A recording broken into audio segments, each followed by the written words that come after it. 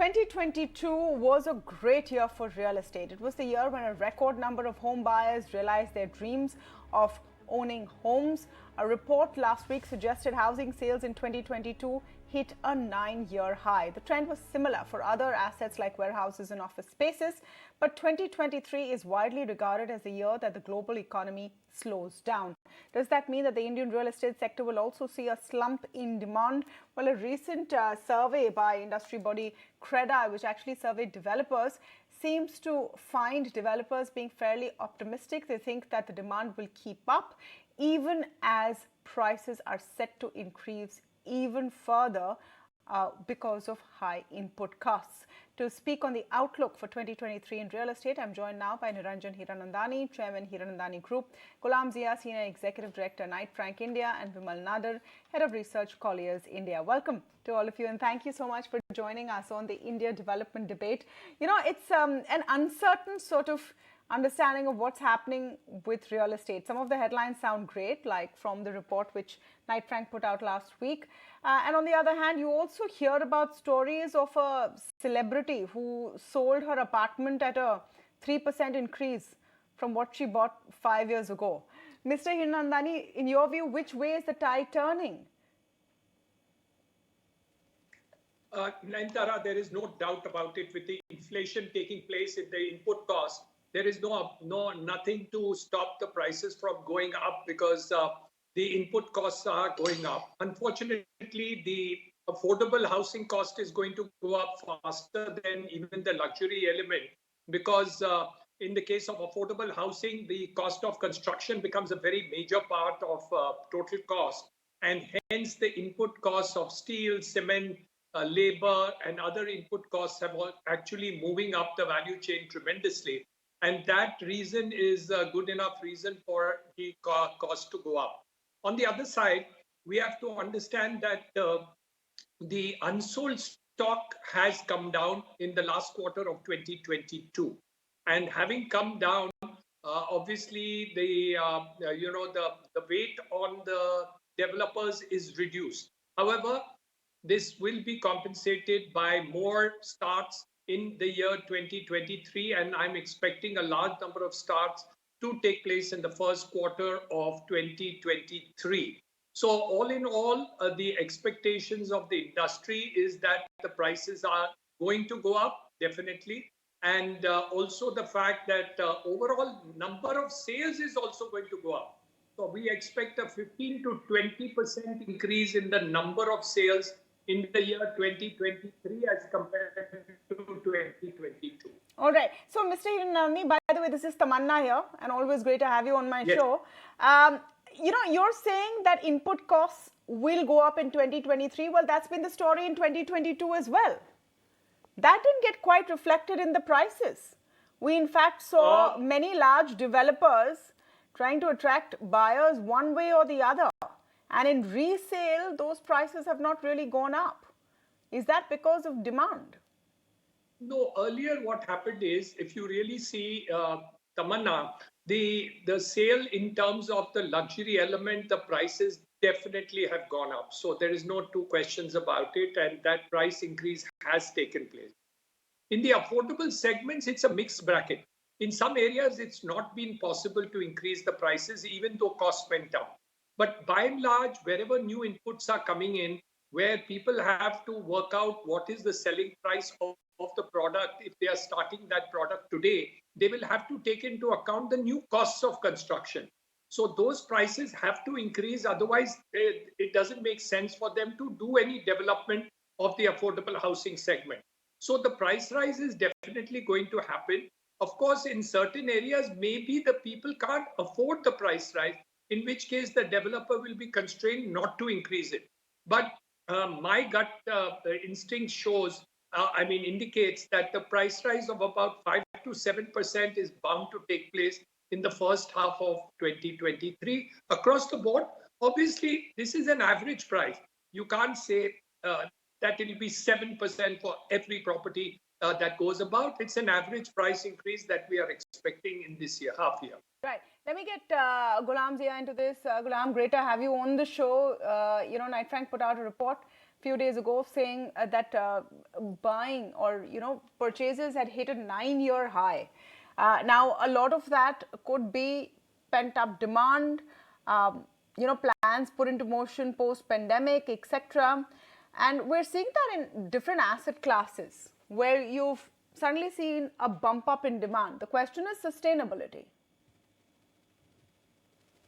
Absolutely. You are making that very valid point about how long will it continue unabated, and especially in the backdrop of price hikes. One thing which you've been very vocal about is that, and something which Mr. Handani also referred to, is affordability. And affordability is the key here. Because on one side, while interest rates are shooting up pretty much 4 times, we saw the interest rate hikes happening in last 6 to 8 months. On the other side, price rise also coming in may have a double whammy, and the buyers may be put off a certain point. So we have to be very cautious about that break point or yield point, whatever you may want to call it, where the buyers would start retracting.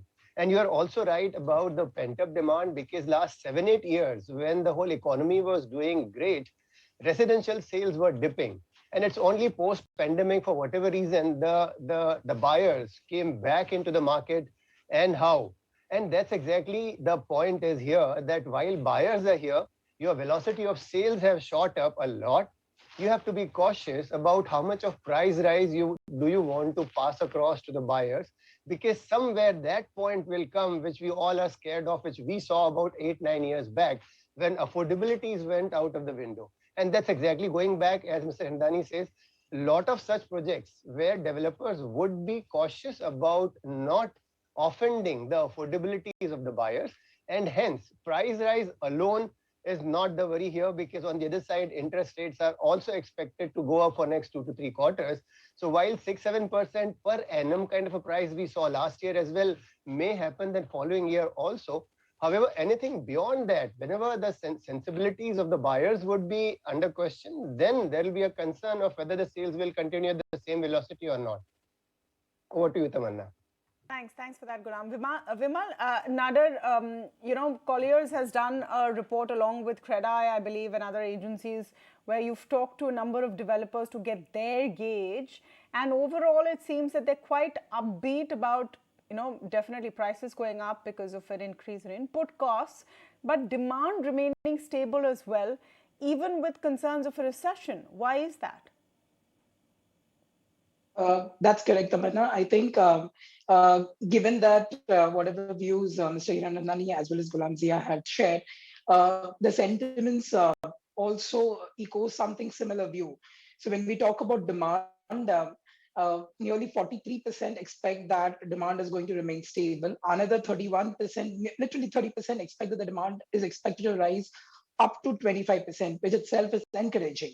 And at the same time, I think the concerns of input price rise also stays. As per our own reports, the Colliers had come out with a construction cost update report, which said in November, which said that though the construction cost has remained stable as compared to March 2022, the input cost as well as the overall construction cost still lies higher as compared to the extent of 25% as compared to the pre-pandemic level.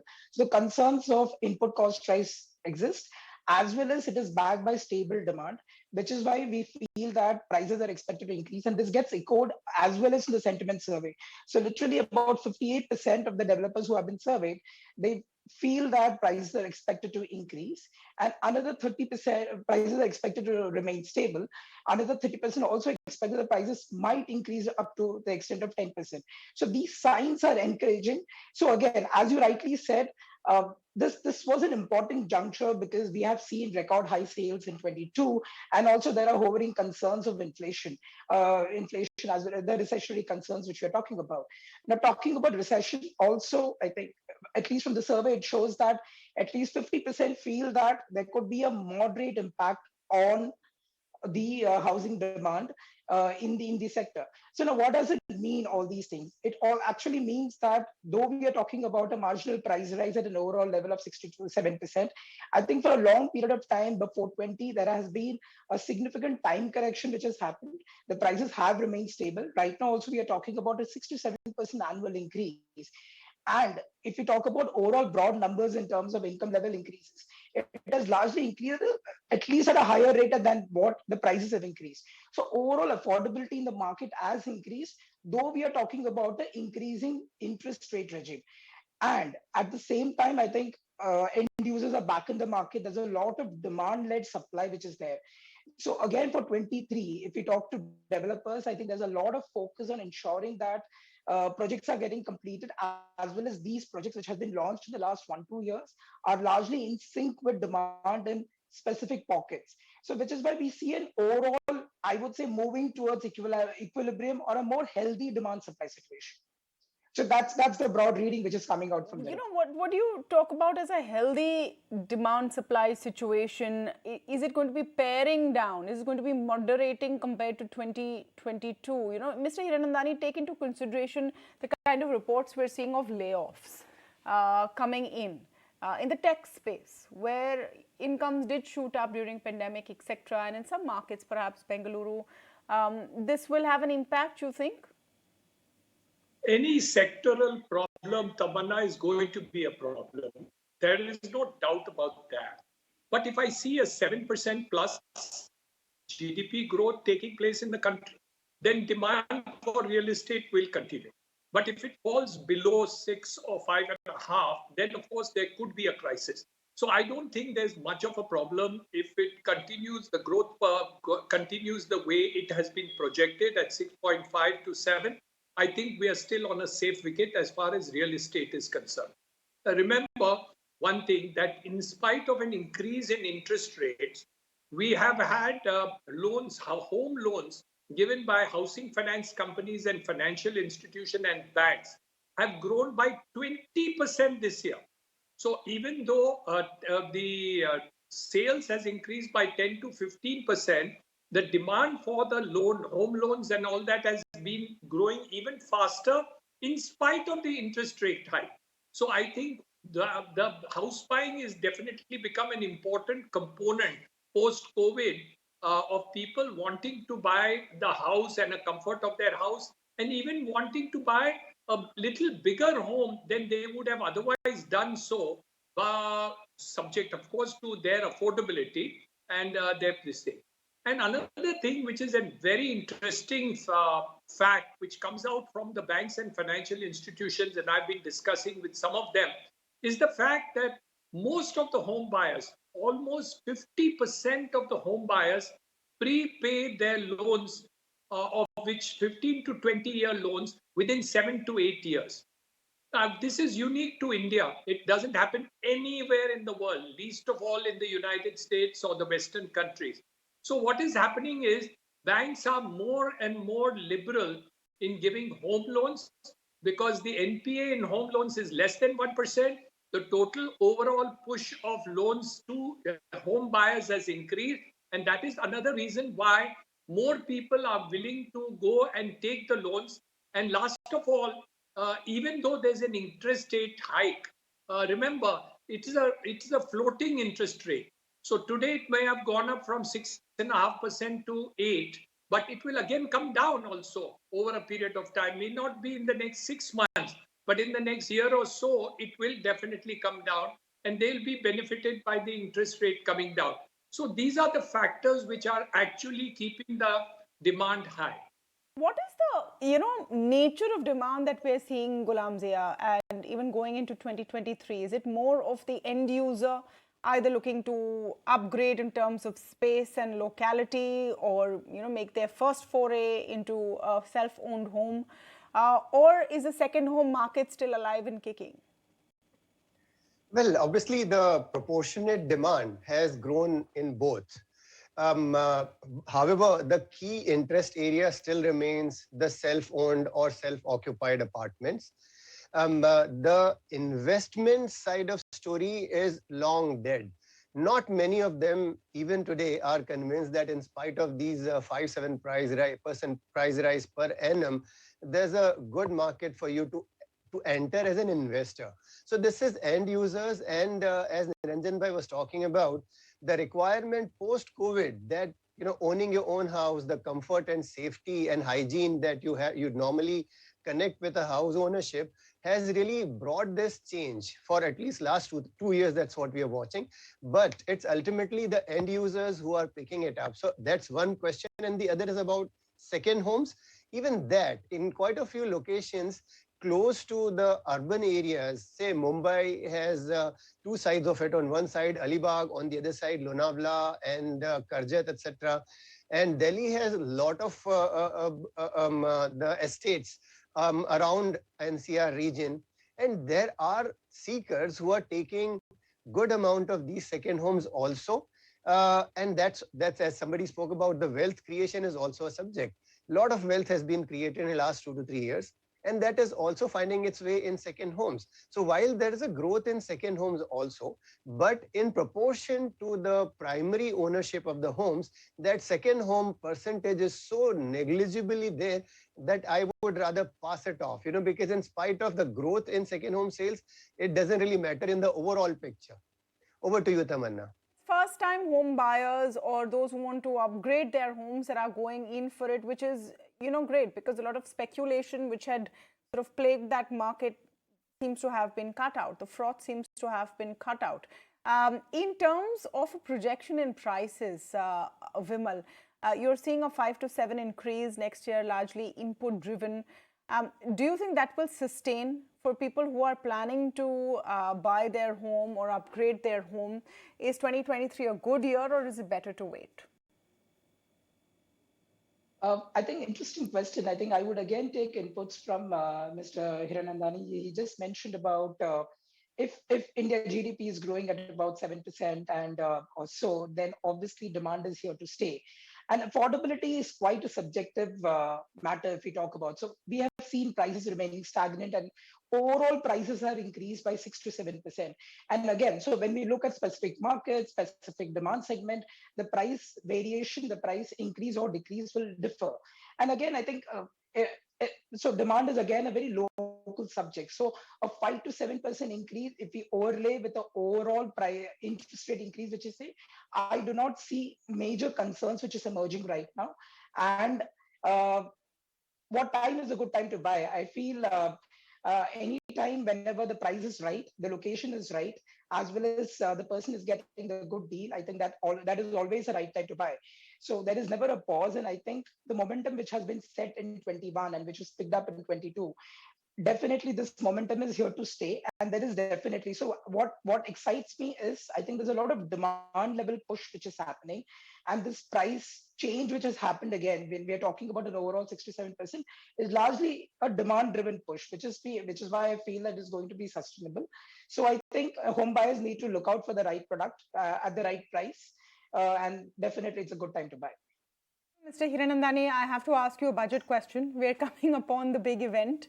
And I'm sure you're ready with your wish list this year as well. Are you very optimistic though for any largesse for home buyers or for the real estate sector? Well, if the Prime Minister wants a double-digit growth in GDP, the only thing he can do, or the Finance Minister can do, is to push housing. Otherwise, you'll stick to 6 and 7%. But if you want to go to 10% plus in terms of GDP growth, then you have to look at housing and infrastructure. One thing good about the Mumbai region real estate, remember, is the fact that Prime Minister is coming next week to start the metro trains. 2 of the metros are being started. By the end of the year, he'll come and inaugurate the Cross Harbour Bridge. We are getting the coastal road to be completed by the end of this year on the western side. And we are also having the Navi Mumbai airport, though, of course, that will open after 2 years. But the overall infrastructure improvement includes, and this will definitely push up real estate. From a budget perspective, I think the standard deduction of 2 lakhs of rupees for an individual home loan is too low. It was 10 years ago or something like that it became 2 lakhs. And now the prices have gone up and aspirations have gone up, and home is very important. Roti, kapda, makan. So I think kuch makan ke upar sochna padega. So I think that 5 lakhs, if 2 lakhs standard deduction can be made 5 lakhs. Number 2, if I invest into the capital markets, my long-term capital gain is 1 year. While if I do in real estate, it is 3 years. I can't understand this unequal allocation where capital markets are superior to home ownership. I think the third part is rental housing. I think it needs a boost because the return on home buying is 2 to 3%, while All right, we seem to have lost that line, but important points there coming in from Niranjan Hiranandani ahead of the budget, especially on the standard deduction. 2 lakh rupees in this day and age is not nearly enough. Can you hear me, Mr. Hiranandani? Do you want to quickly complete that point about rental? The rental housing, the standard deduction needs to be increased from 30% to 50%. If you want investment into rental housing, the Prime Minister mentioned at some point of time, 2 years, 1.5 years back, that they are going to support rental housing. I think some standard deduction increase over there from 30 to 50 would encourage more investment into rental housing for the first 5 years for new construction of rental housing, which could be given that benefit. So I think these are the couple of things which we really have to get into place, which will make a difference to the real estate market for the home ownership side. Okay, we'll wait and see what really happens in the budget. But I want to thank all of you for joining us today on the India Development Debate.